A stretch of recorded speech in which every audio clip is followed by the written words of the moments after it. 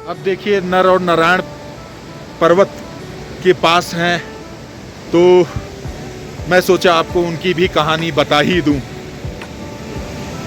तो नर और नारायण, जैसा मैं बता चुका हूं, ये नर पर्वत हैं और ये है नारायण पर्वत। संतोपथ ग्लेशियर से ये अलकनंदा जी बहती जा रही हैं। बहरहाल हम आते हैं अपने मुद्दे पे कि नर और नारायण कौन थे। नर और नारायण, जहां तक मुझे याद है, दक्ष जी की 16 या 17 पुत्रियां थी। उनमें से 13 पुत्रियों की शादी वो धर्म से करते हैं। धर्म की जो 13वीं मतलब सबसे छोटी पत्नी थी, मूर्ति करके है, उनके 2 पुत्र हुए जिनका नाम था नर और नारायण। तो नर और नारायण बचपन से ही बहुत तपस्वी और बहुत तेजस्वी थे। तो वो माता की बहुत सेवा करते थे, बहुत ही सेवा करते थे। तो एक दिन उनकी माता बहुत खुश हुई और अपने दोनों पुत्रों से कहा कि पुत्र, आप हमसे कोई वर मांगिए। तो नर और नारायण ने उनसे तप करने का कि माता मुझे तपस्या करनी है, तप करनी है, उसकी आज्ञा दीजिए। उसके लिए उन्हें घर छोड़ना पड़ता और एक माता के लिए अपने पुत्र से किसी भी वजह से अलग होना सबसे पीड़ादायक, दुखदायक स्थिति होती है। फिलहाल उन्होंने तो वरदान दे दिया था, अब क्या करती। तो ठीक है, उन्होंने भरे मन से बात मान ली। तो नर और नारायण इसी पर्वत पर आकर, नर पर्वत पे नर, नारायण पर्वत पे नारायण, तपस्या, घनघोर तपस्या करने लगे। अब जब तपस्या करने लगे तो ऐसे स्थिति में हमेशा ही इंद्रदेव ये सोचते हैं कि उनके इंद्रलोक पर, उनके स्वर्ग की गद्दी पे खतरा है, ये इंसान, ये मानव उनसे ताकतवर हो जाएगा। उन्होंने कई अप्सराओं को भेजा, सुंदर सुंदर अप्सराएं। उन्होंने अपने भाव भंगिका, कामुकता, नृत्य, संगीत से उन्हें खूब रिझाया। मतलब वो तप कर रहे थे। तब नर और नारायण की आंखें खुली। गुस्से की जगह उन्होंने सब जो अप्सराएं थी ये सोची थी अब गए, तप के बल से ये सब मतलब ये नर और नारायण हमें भस्म कर देंगे। नर और नारायण देव ने उन्हें उनका आतिथ्य किया और एक आम के पत्ते से अपने जंघा को चीरा और वहां से उर्वशी और बहुत सारी देवी देवताएं प्रकट हुई।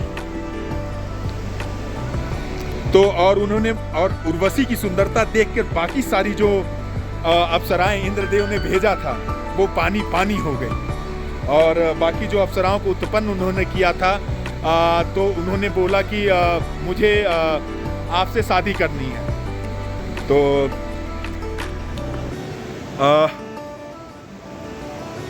तो नर और नारायण बोले, देखिए इस युग में तो हम, नारायण बोले, नारायण से बोली थी ये कि हमें आपसे शादी करना है। तो नारायण बोले, देखिए इस युग में तो मैं एक तपस्वी के भेष में हूँ और तपस्वी के रूप में अवतरण है मेरा।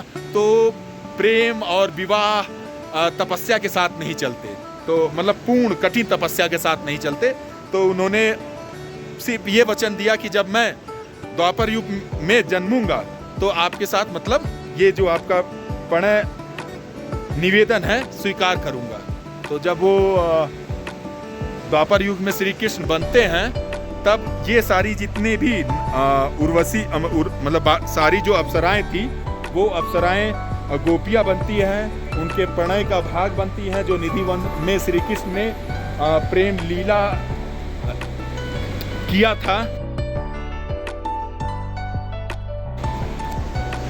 तो इस तरह से उन अप्सराओं का प्रणय निवेदन जाके द्वापर युग में श्री कृष्ण ने पूरा किया था। और जब ये धीरे धीरे आने लगा कलयुग, द्वापर युग, तो नर अर्जुन के रूप में जन्म लिए और नारायण श्री कृष्ण के रूप में जन्म लिए।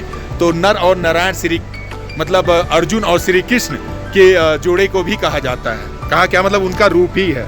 ये जो मैं कड़ा पहना हूँ, भुवनेश्वर में 2006 या 7 में एयरफोर्स का जब एग्जाम देने गया था, तो वहाँ पे नर नारायण मंदिर है, बहुत बहुत सुंदर, बहुत उत्कृष्ट मतलब उसका आर्किटेक्चर और सुंदरता है भुवनेश्वर में। वहाँ पे मैंने ये नर नारायण मंदिर में ये कड़ा धारण किया था। ऑलमोस्ट 12-13 साल हो गए। तो मतलब इतने साल बाद मैं समझा कि नर और नारायण कौन थे। और नर नारायण के रिस्पेक्टिव मैंने आपको ये स्टोरी तो बता ही चुके कि कभी न कभी ये नर और नारायण ये दोनों पर्वत जाके मिल जाएंगे और ये बद्री विशाल का धाम यहाँ से लुप्त हो जाएगा। और ये कब होगा? जब नरसिंह मंदिर में विराजित नरसिंह जी की बाईं भुजा जो धीरे धीरे घट रही है, घिस रही है, या मतलब धीरे धीरे पतली हो रही है, जब वो पूरा उसका बायां भुजा मतलब क्षीण हो जाएगा, तब जाके नर और नारायण पर्वत आपस में मिल जाएंगे और ये बद्रीनाथ बद्री भविष्य के नाम से भविष्य बद्री, क्योंकि पंच बद्री में एक भविष्य बद्री है, वहां पे जाके स्थापित होंगे, तब जाके उनका दर्शन भविष्य बद्री में होगा। तो नर और नारायण के अराउंड ये सारी कहानियां थी। हर हर महादेव, जय बद्री विशाल।